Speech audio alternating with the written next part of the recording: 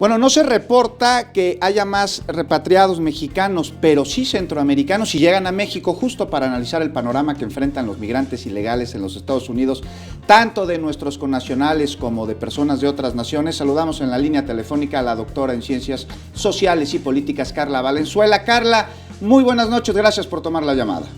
Hola Juan y Feli, muchas gracias por el espacio, buenas noches. Buenas noches, Carla. Pues estas nuevas medidas que se tomaron a partir de este fin de semana en los Estados Unidos para reducir el flujo migratorio, ¿no orillan a México en una situación de convertirse en un país seguro? Pues mira, Juan, es una pregunta que ha estado en todos los medios de comunicación el día de hoy, y yo te diría que aquí sí concuerdo con el canciller Ebrard en que en realidad no. Cuando estamos hablando de un tercer país seguro, estamos hablando de un país que tiene un acuerdo, en este caso con Estados Unidos, para que dentro de su territorio, en este caso México, se pudieran tramitar las solicitudes de refugio de personas que solicitan el refugio en Estados Unidos. Esta nueva legislación que está impulsando Trump no tiene esos efectos. Los efectos que tendría esta nueva regulación es que las personas que transiten por México y no pidan asilo en México, no van a poder hacerlo en Estados Unidos. Sin embargo, si una persona centroamericana pide asilo en México y México se lo niega, es posible que pida asilo en Estados Unidos. Entonces es un panorama pues bastante complicado, Carla, sobre todo para aquellas personas pues que están buscando, y los centroamericanos, que son las caravanas que hemos visto desde el año pasado y a principios de que están buscando llegar a Estados Unidos. ¿Serían ellos quienes más riesgo corren? Los mexicanos, ¿cómo es que ellos tendrían que estar recibiendo pues estas redadas? Pues mira, efectivamente, primero hay que distinguir una cuestión. Aquí es la nueva legislación de Trump respecto a las modificaciones regulatorias al proceso de solicitud de asilo, que es lo que expliqué previamente, y otra cosa son las redadas que se están llevando a cabo en Estados Unidos.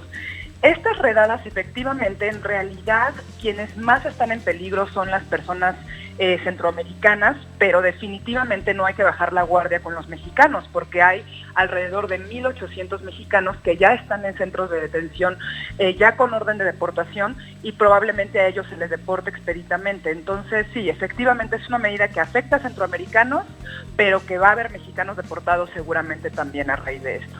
Carla, más allá de las deportaciones que hasta el momento no afectan a México, en el caso de mexicanos repatriados, pero sí en el caso de centroamericanos que llegan a México y aquí los recibimos, ¿nuestro país tiene la capacidad para poder recibirlos dignamente y en cumplimiento de sus derechos?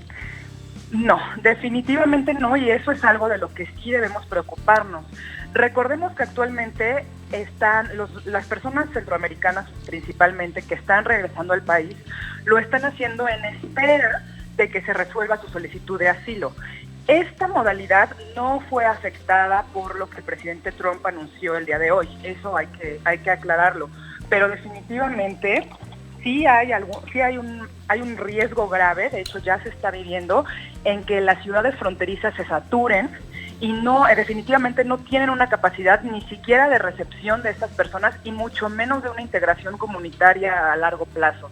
Esto es algo en lo que el gobierno sí tendrá que poner un énfasis fuerte en los próximos días. Carla, ¿qué es lo que tendrían que estar haciendo las familias, en el caso específico de los mexicanos que pudieran ser detenidos en estas redadas? ¿Hay forma de que ellos los puedan proteger, que los puedan amparar de alguna manera? Pues mira, los consulados en México tienen una larga data de protección. En realidad, pues somos un país que está acostumbrado a este tipo de medidas pues de deportación de Estados Unidos. Entonces, lo que tendrían que hacer las familias principalmente es, como se ha mencionado en otros lugares, no abrir la puerta. Si toca a alguien preguntando que quieren entrar por estatus migratorios, no abrirles. Y posteriormente, pues comunicarse con los consulados. Efectivamente, el día de hoy se anunciaron unas 300 contrataciones adicionales para abogados que pueden ayudar a litigios estratégicos de los mexicanos. Entonces, pues el mejor aviso que se les puede dar, el mejor consejo es efectivamente acercarse a consulados y tener un plan B. En este caso sería pues tener los papeles a la mano, tener sus actas de nacimiento mexicanas, sus matrículas consulares, y tener a una persona designada para que cuide de sus pequeños y para que pueda ella proporcionarle a algún abogado en caso de que la persona sea detenida.